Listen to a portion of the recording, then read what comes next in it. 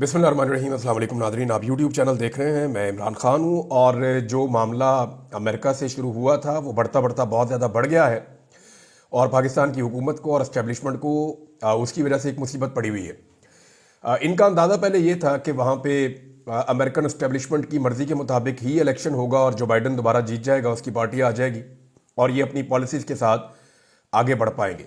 लेकिन मुसलमानों ने बहुत बड़ी तादाद में वोट डाला डोनाल्ड ट्रंप को वैसे भी एंटी एस्टेब्लिशमेंट वहाँ पे वोट पड़ा है और उसकी वजह से डोनाल्ड ट्रंप ने वो इलेक्शन जीत लिया।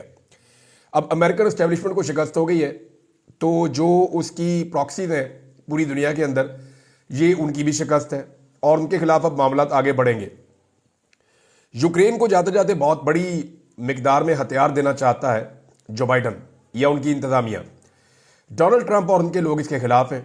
अब वो फौरी तौर पे ये हथियार पहुंचाना चाह रहे हैं, इमदाद देना चाह रहे हैं। इस हवाले से अमेरिका में एक अपोजिशन और हुकूमत के बीच में, या आप ये समझ लें डेमोक्रेट्स और रिपब्लिकन्स के बीच में इस वक्त एक सर जंग जैसी कैफियत बनी हुई है। लेकिन पाकिस्तान को लेकर जो अमेरिका की आने वाली एडमिनिस्ट्रेशन है, ट्रंप की एडमिनिस्ट्रेशन है, उसके अज़ाइम बहुत क्लियर होते चले जा रहे हैं। यानी ट्रंप और उसकी टीम के हवाले से तमाम टीवी चैनल्स को पाकिस्तान में यह हदायत की गई है कि तमाम टीवी चैनल मोहतात रहें और ट्रंप की या उनकी टीम के किसी मेंबर की तज़हीक ना की जाए, कोई तज़हीक का गुफ्तगू ना की जाए। अगर तो ये खबर दुरुस्त है और ये खबर मुख्तलिफ सोर्सेज से आई है और ये इस खबर के ऊपर अगर हुकूमत पाकिस्तान कायम रहती है और एस्टेब्लिशमेंट पाकिस्तान की कायम रहती है तो फिर आपको सबूत इस तरह मिलेगा कि वो चंद नाम जिसे भर्ती किया गया, हुकूमत के बहुत हमायती लोग हैं जिन्हें पाकिस्तान टेलीविज़न में भर्ती किया गया, अगर वो ट्रंप और उसकी आने वाली टीम के खिलाफ बात करना बंद कर देंगे तो फिर आपको आइडिया हो जाएगा कि वाकई में हुकूमत की ये पॉलिसी है। नाज़रीन, पहले पाकिस्तान के मीडिया में क्या चल रहा है, अमेरिका में किसी को इसका पता ही नहीं होता था। ना अमेरिका की हुकूमत की इस पर तवज्जो होती थी, ना वो कभी इस तरफ देखते थे। इतना इंपॉर्टेंट उनके लिए था भी नहीं। इवन पाकिस्तान भी उनके लिए इतना इंपॉर्टेंट नहीं है। हाँ, माजी में अपनी स्ट्रेटेजिक वैल्यू की वजह से अफगानिस्तान में उनके इंटरेस्ट या चाइना में उनके इंटरेस्ट, अभी तो इंडिया उनका एक ऐसा पार्टनर है जिससे वो बहुत सारा कुछ हासिल कर देते हैं खित्ते में। अफगानिस्तान और रशिया को लेकर और सेंट्रल एशिया को लेकर या ईरान को लेकर अमेरिका के जो इंटरेस्ट थे उसकी वजह से पाकिस्तान बहुत इंपॉर्टेंस इख्तियार कर जाता था। लेकिन अभी सूरत हाल वैसी नहीं है और ट्रंप की दिलचस्पी कोई नई जंगें छेड़ने में है भी नहीं। तो पहले ये होता था कि पाकिस्तानी मीडिया में क्या चल रहा है इस हवाले से अमेरिकन को बिल्कुल परवाह नहीं होती थी और ना उन्होंने कभी इस बारे में सोचा और इसका फ़ायदा पाकिस्तान के सियासतदान और हुकूमतें उठाती थी। हुकूमत ये करती थी कि अमेरिका में जाकर अमरीकी बयानियाँ, पाकिस्तान में आकर पाकिस्तानी बयानियाँ, यानी अवाम के सामने अमेरिका को गालियां देते थे और अमेरिका के सामने जाकर घुटने टेक देते थे। तो ये एक दोगली पॉलिसी चलती थी पाकिस्तानी सियासतदानों की जानिब से, जिसके ऊपर अमेरिकन अक्सर एतराज़ भी करते थे और वो रिपोर्टें यही लिखते थे कि पाकिस्तान हमेशा हमारे साथ डबल गेम खेलता है। पाकिस्तान के अंदर ये कुछ और होते हैं और अमेरिका जाकर हमारे सामने ये कुछ और बन जाते हैं। तो उसकी वजह से पाकिस्तान का एतबार भी नहीं होता था। इमरान खान साहब बड़े स्ट्रेट फॉरवर्ड आदमी हैं। वो अमेरिका में गए, उन्होंने उसी तरह उनकी बॉडी लैंग्वेज देख लें, बातचीत देख लें, तो वो क्लैरिटी थी उसमें। और पाकिस्तान में आए तो वहाँ पे भी उनकी क्लैरिटी थी। और ये इमरान खान साहब की ट्रेनिंग है ना। आप ये देखें कि जब अमेरिका ने पाकिस्तान के बैलिस्टिक मिसाइल सिस्टम को मदद फराहम करने वाली 4 कंपनियों के ऊपर पाबंदियां लगाई तो हुकूमत से पहले पाकिस्तान तहरीक इंसाफ ने उसकी मजम्मत की है। जुल्फी बुखारी और उमर अयूब या बाकी पाकिस्तान तहरीक इंसाफ के जो लोग हैं, इन सब ने इंतजार नहीं किया इस बात का कि हुकूमत इसके ऊपर क्या करती है या इमरान खान साहब का क्या मौक़िफ़ आता है। नहीं, स्टेट में सबने कहा जी पाकिस्तान के ऊपर पाबंदियां लगाना या पाकिस्तान के हथियारों को शक की नज़र से देखना या पाकिस्तान में हथियारों को कमज़ोर करना, पाकिस्तानी मिलिट्री को कमज़ोर करना, ये हम इसको बर्दाश्त नहीं करेंगे। उन्होंने ना सिर्फ मजम्मत की बल्कि इसको एक दोहरा मेयार करार दिया, क्योंकि इंडिया के बारे में उनकी पॉलिसी कुछ और है। वैसे मैं आपको ये बता भी देता हूँ कि दूर तक मारने की सलाहियत पर अमेरिका को एतराज़ है ना।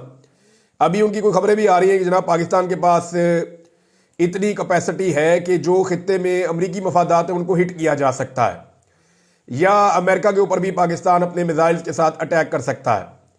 अमेरिका और पाकिस्तान ऐसे हैं कि ग्लोब के 2 अलग अलग कोनों पे हैं। पाकिस्तान के पास इतना लॉन्ग रेंज तो कोई मिसाइल नहीं है जो जाकर अमेरिका में हिट कर दे। हाँ, लेकिन इस खित्ते में अमेरिका जहाँ पे मौजूद है वहाँ पे पाकिस्तान तक का मिसाइल पहुँच सकता है। यानी इस रीजन में जहाँ अमेरिका के बैरी बेड़े हैं या कुछ और है, तो वो उस हिसाब से अगर वो खबर कह रहे हैं तो वो तो बात ठीक है उनकी कि वो पाकिस्तान की एक्सेस में आ सकता है, पाकिस्तान अगर अपने मिसाइल प्रोग्राम को ऐसे ही कंटिन्यू रखता है तो। لیکن اصل معاملہ کیا ہے؟ اصل معاملہ ہے اسرائیل کا. پاکستان اگر لانگ رینج ویپنز اپنے بناتا رہتا ہے تو اسرائیل خطرے میں آ جاتا ہے, اور اسرائیل کبھی نہیں چاہے گا کہ وہ پاکستانی رینج کا شکار ہو جائے. اب ذرا اگر آپ موازنہ کریں پاکستان کا اور انڈیا کا تو آپ کو آئیڈیا ہو جائے گا کہ کون کہاں کھڑا ہے. پاکستان کا جو سب سے دور تک ہٹ کرنے والا میزائل ہے, جو سب سے دور تک مارتا ہے, اس کا نام ہے شاہین 3. یہ شاہین 3 سب سے دور تک مارتا ہے. اس کی جو رینج ہے میکسیمم وہ ہے 2750 کلومیٹر, یعنی 2750 کلومیٹر تک شاہین 3 جو ہے وہ ہٹ کر سکتا ہے. اور یہ پاکستان کا وہ ہتھیار ہے جو سب سے دور تک بیلسٹک میزائل مارتا ہے. انڈیا کا جو ہتھیار ہے جو سب سے دور تک ہٹ کر سکتا ہے اس کا نام ہے اگنی 5, اور اگنی 5 کی جو میکسیمم رینج ہے وہ 5000 سے 5500 تک بتائی جاتی ہے. یعنی 5000 تو کنفرم رپورٹس ہیں کہ اگنی 5 مارتا ہے. پاکستان سے دگنی انڈیا کے پاس کیپیسٹی ہے کہ ان کا میزائل پاکستان سے دگنی رینج تک جا سکتا ہے وار ہیڈز کو لے کر. لیکن انڈیا کو اپنے لیے خطرہ نہیں سمجھتا, نہ اسرائیل نہ امریکہ اپنے مفادات کے لیے خطرہ سمجھتا ہے. پاکستان کے بارے میں ایک ٹرسٹ ڈیفیسٹ ہے, اور پاکستان کو لے کر اسرائیل اور امریکہ یہ بڑے محتاط رہتے ہیں. تو ایک دوہرا معیار ہے. حالانکہ پاکستان امریکہ کا نان نیٹو اتحادی بھی ہے, لیکن اس کے باوجود پاکستان کے اوپر امریکہ کا ٹرسٹ نہیں ہے. اور یہ وجہ پاکستان کے پولیٹیشینز ہیں, پاکستان کی اسٹیبلشمنٹ ہے, جنہوں نے کبھی بھی کلیئرٹی کے ساتھ بات نہیں کی, ہمیشہ دھوکہ دینے کی کوشش کی ہے. بہت سارے امریکنز کو یہ لگتا ہے, یعنی ہمیں جہاں امریکن سے بہت سارے شکوے اور شکایتیں ہیں وہاں ان کو بھی ہم سے ہیں. دوسری جانب پاکستان تحریک انصاف نے فوراً اس کی مذمت کی ہے, جبکہ حکومت ابھی سوچ رہی تھی کہ مذمت کرنی ہے یا نہیں کرنی. یہ فرق ہے عمران خان میں اور باقی لیڈرشپ میں کہ وہ فائدہ اور نقصان دیکھ کر فیصلہ کرتے ہیں, جبکہ عمران خان صاحب پاکستان کا فائدہ اور نقصان دیکھ کر فیصلہ کرتے ہیں, اور ان کے لوگوں نے بھی یہی روش اپنائی ہے. اب ہوا یہ ہے کہ وہ امریکن جنہیں پاکستان کے میڈیا کی فکر نہیں ہوتی تھی, انہیں کیسے پتا چلنا شروع ہو گیا. تو اس کی وجہ اوورسیز پاکستانی, جو اوورسیز پاکستانی امریکہ میں رہتے ہیں, وہ لابنگ انہوں نے اپنی بڑی زبردست اور تگڑی کر لی ہے. کچھ پہلے سے ہی اس کام میں متحرک تھے, کچھ اب متحرک ہو گئے ہیں, اور اب انہیں پاکستانی عوام کی اور اوورسیز پاکستانیوں کی پوری دنیا سے بڑی تگڑی سپورٹ بھی ہے. اور وہ کھل کھلا کر جو ہے وہ پاکستان کے لیے لابنگ کر رہے ہیں. اور اس لابنگ کا اس وقت جو ٹارگٹ ہے وہ موجودہ حکومت ہے. پاکستان میں جو موجودہ رجیم ہے یا اس کے سہولت کار ہیں وہ ان کو ٹارگٹ کر رہے ہیں. اب امریکنز کو وہ تمام چیزیں بتاتے ہیں اور پہنچاتے ہیں کہ جناب آپ کے بارے میں پاکستان میں یہ ہو رہا ہے, اور یہ کیا جا رہا ہے, اور ایسے کیا جا رہا ہے, اور اس قسم کے ظلم اور زیادتیاں پاکستان میں ہو رہی ہیں. تو لگاتار آوازیں اٹھ رہی ہیں. اب 2 اور آوازیں اٹھی ہیں, جبکہ رچرڈ نے مزید ٹویٹس کر دیے ہیں. ایک تو جناب پاکستان کے میڈیا کو جب یہ کہا گیا کہ آپ نے اب امریکہ کی آنے والی حکومت کے خلاف کوئی بات نہیں کرنی, تو میڈیا میں کچھ لوگوں نے سوالات اٹھائے کہ سر دیکھیں وہ تو یہ کر رہے ہیں وہ کر رہے ہیں, تو پھر یہ تو ون سائیڈڈ ہو گیا. یہ تو عمران خان کا موقف ٹھیک تھا کہ ہم غلامی کر رہے ہیں. وہ پھر انہوں نے کہا نہیں جی, دونوں طرف سے سیز فائر ہو جائے گا, آپ بے فکر ہو جائیں. آپ نے یہاں سے کوئی ایسی چیز نہیں کرنی کہ امریکہ کی آنے والی حکومت کی توہین ہو جائے, لہذا وہاں سے بھی اب نہیں ہوگی. تو اس کے اوپر ہمارے کچھ دوستوں نے جو ہے وہ اس کو سوشل میڈیا پہ چڑھا دیا کہ امریکہ کی جانب سے اب کوئی ٹویٹ نہیں آئے گا, یا ان کی جانب سے اب کوئی اس طرح کی حرکت نہیں ہوگی. لیکن اس کے بعد ہم نے دیکھا رچرڈ نے دوبارہ لکھ کے ڈال دیا کہ فری عمران خان. تو وہ لگاتار یہ چیزیں کر رہے ہیں, اور نہ صرف رچرڈ یہ کر رہے ہیں بلکہ ایسا محسوس ہوتا ہے کہ ڈونلڈ ٹرمپ کی جو آنے والی ایڈمنسٹریشن ہے ان سب نے یہ فیصلہ کر رکھا ہے کہ پاکستان کے اندر جو ظلم اور زیادتی ہو رہی ہے اس کے اوپر انہوں نے کیا موقف لینا ہے. اب یہ ایک ایڈیانو اسپیالٹ ہے, یہ ہاؤس آف ریپرزینٹیٹو کے رکن ہے, انہوں نے بھی ایک ٹویٹ کیا ہے, اور یہ جناب اہم امریکی پولیٹیشین ہے. انہوں نے لکھا جی کہ I am deeply troubled by the recent reports alleging that dozens of protesters in Pakistan were killed by the national government. وہ یہ کہہ رہے ہیں جی مجھے بڑی تکلیف ہے اس بات سے, اور یہ پاکستان کے اندر درجنوں جو احتجاج کرنے والے مظاہرین ہیں انہیں پاکستان کی جو قومی حکومت ہے انہوں نے قتل کر دیا ہے. اور اس کے اوپر انہوں نے یہ کہا جی کہ اس کو کور اپ بھی کیا گیا ہے اس ظالمانہ قدم کو, اور ساتھ ہی انہوں نے اس بات کے اوپر زور دیا کہ اسٹیٹ ڈپارٹمنٹ کو ان الزامات کے حوالے سے ایک صاف ستھری تحقیقات جو ہے وہ کروانی چاہیے. اور इंटरनेशनल पार्टनर्स जो हैं अमेरिका के, उन्हें भी इसके बारे में देखना चाहिए। तो जनाब, एक तो ये स्टेटमेंट और आ गया। मजीद रोजाना कोई ना कोई नया बंदा बोलता है जो डोनाल्ड ट्रंप की टीम का हिस्सा है। जॉर्ज गलोवे का बरतानिया में सियासतदान भी है, रॉयटर भी है, इनका भी स्टेटमेंट आ गया है पाकिस्तान के हवाले से। उन्होंने भी कहा free Imran Khan and all political prisoners in Pakistan. ये उन्होंने भी जनाब ट्वीट कर दिया है और लगातार रीट्वीट हो रहे हैं। 10-10 हज़ार, 20-20 हज़ार इनको रीट्वीट्स मिल रहे हैं। इनकी रीच बहुत ज्यादा लगातार बढ़ती चली जा रही है। इमरान खान साहब के ट्विटर को टारगेट किया जा रहा है, इमरान खान साहब के सोशल मीडिया को टारगेट किया जा रहा है। और अब हो ये रहा है कि पाकिस्तान तहरीक इंसाफ के अंदर से चंद आवाजें जो चुनी गई थी कि आप सोशल मीडिया के ऊपर टारगेट कर दें, अटैक कर दें, इसी तरह पाकिस्तान तहरीक इंसाफ के अंदर से अब चंद आवाजें बोलना शुरू हो गई हैं कि सोशल मीडिया को टारगेट ना किया जाए, सोशल मीडिया आईना है। जितना जुल्म होता है वो उतना रिएक्शन देते हैं, जितना जबर और फस्तायत होती है वो उतना रिएक्शन देते हैं। अब मुझे बताएं ना कि इमरान खान साहब को जेल के अंदर एक छोटे से कमरे के अंदर खुड्डे में बंद कर दिया जाता है, उन्हें कई दिन बाहर नहीं आने दिया जाता, उनकी लाइट बंद कर दी जाती है, उन्हें एक जुल्म और जबर का सामना करना पड़ता है इमरान खान साहब को शदीद तरीन। और जो पाकिस्तान के अंदर पाकिस्तान तहरीक इंसाफ के पार्लियामेंटेरियंस हैं वो बात जरूर करते हैं, लेकिन उनकी एफर्ट में वो जान नजर नहीं आती जो होनी चाहिए। वो इमरान खान साहब को रिलीफ दिलाने में नाकाम रहते हैं। तब पूरी दुनिया में जब ये खबर बाहर निकलती है तो पूरी दुनिया में एक उसके ऊपर रिएक्शन आता है। अब वो रिएक्शन कितना होगा ये हर आदमी अपने तौर पे तय करेगा। तो हर रिएक्शन एक एक्शन का नतीजा है। ये जो कुछ भी आज सोशल मीडिया पे हो रहा है, आज से पहले क्यों नहीं हो रहा था? ये सारा का सारा रिएक्शन है। अगर एक्शन रुक जाएगा तो रिएक्शन भी रुक जाएगा। हाँ, चंद लोग हैं जिनके बारे में आप ये कह सकते हैं कि वो एंटी पाकिस्तान है, या वो एंटी मिलिट्री है, या वो पाकिस्तान के खिलाफ जो है वो एक प्रोपेगेंडा हमेशा से खड़ा करते आए और आइंदा भी करते रहेंगे। ऐसे लोग मौजूद हैं, उनके खिलाफ आप एक बयानिया बना भी सकते हैं और वो लड़ाई चलती रहेगी। लेकिन ये जो हजारों लाखों की तादाद में लोग आ गए बीच में, ये सारे गद्दार तो नहीं हो सकते ना। ये एक्चुअली सारे रिएक्शन दे रहे हैं जुल्म का, जबर का, फस्तायत का, इंसानी हकूक की खिलाफ वर्जियों का। और ये रिएक्शन रुक जाएगा फौरी तौर पे जैसे ही जुल्म और जबर रुक जाएगा, जैसे ही एक्शन रुक जाएगा तो ये रिएक्शन भी रुक जाएगा, चीजें ठीक होना शुरू हो जाएंगी। लेकिन पाकिस्तानियों की आंखों का ऑपरेशन हो गया, ये बात अब हमेशा रहेगी, इससे हम भाग नहीं सकते। इमरान खान साहब का सोशल मीडिया तो टारगेट हो ही रहा है, लेकिन जो सोशल मीडिया को टारगेट करने वाले लोग थे उनके मुकाबले में पाकिस्तान तहरीक इंसाफ से कुछ और आवाजें उठी हैं। जैसा कि बैरिस्टर सलमान नियाज़ी साहब ने बात की है, आमिर मुगल साहब ने बात की है, कुछ और पाकिस्तान तहरीक इंसाफ के जो दरीना लोग हैं वो ये बात करना शुरू हो गए हैं कि सोशल मीडिया जो है वो इमरान खान साहब ही उसकी पॉलिसी बताएंगे कि क्या है। और इनका ये मानना है कि इमरान खान साहब की ताकत और हथियार है सोशल मीडिया, इसे कमज़ोर करने का मतलब जो है वो पाकिस्तान तहरीक इंसाफ को और इमरान खान को कमज़ोर करना है।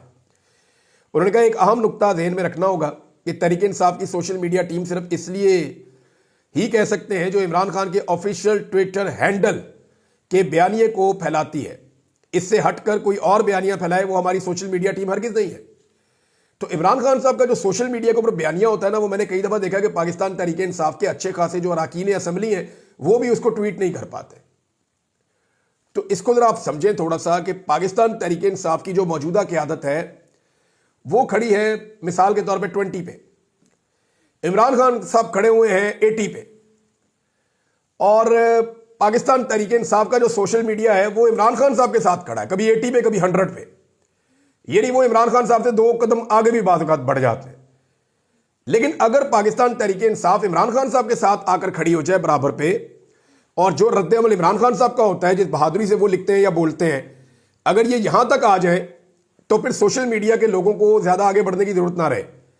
तो एक्चुअली हो ये रहा है कि पाकिस्तान तहरीक इंसाफ की क़यादत इमरान खान साहब के बयानिए को मौसर तरीके से नहीं चला पाती, जिसके बाद सोशल मीडिया के वो लोग जो पॉलिटिकली ट्रेंड नहीं है, वो मिडिल क्लास है, वो अपना रिएक्शन देते हैं, वो इमरान खान साहब के बयानिए को लेकर आगे बढ़ते हैं।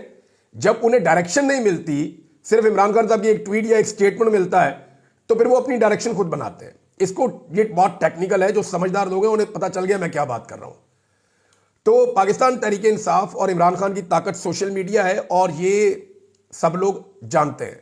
इमरान खान साहब के अपने ट्विटर अकाउंट पे अगर आप देखें ना तो आपको हैरत होगी जो मैं अब आपको बताने वाला हूं। ये अशर बाजुआ साहब की एक रिसर्च है, इसको आप देखें तो आप हैरान हो जाएंगे। सन 2022 दिसंबर से लेकर आज के दिन तक का डाटा उन्होंने इकट्ठा किया है। और यह डाटा बताता है कि दिसंबर 2022 में सबसे ज्यादा जो ट्विटर फॉलोअर्स थे किसी लीडर के पाकिस्तान में, वो इमरान खान साहब के 18.4 मिलियन थे। उसके बाद मरियम नवाज के 7.8, शहबाज शरीफ के 6.4, नवाज शरीफ के 1 मिलियन, बिलावल के 5 मिलियन, जबकि मौलाना फजल रहमान के 5,63,000। अब दिसंबर 2024 तक कितना फर्क पड़ा, जरा आप ये देखें इन 2 सालों के अंदर किसको अवाम ने कितना फॉलो किया। इमरान खान साहब के जो फॉलोअर्स के अंदर इजाफा हुआ गुज़िश्ता 2 सालों में, वो 26,60,000 से ज्यादा हुआ है, 26,60,000 से जायद। और इसके लिए उन्होंने 1 रुपया भी खर्च नहीं किया। जबकि मरियम नवाज बेशुमार पैसा खर्च करने के बावजूद 3 लाख फॉलोअर्स इकट्ठे कर सकी।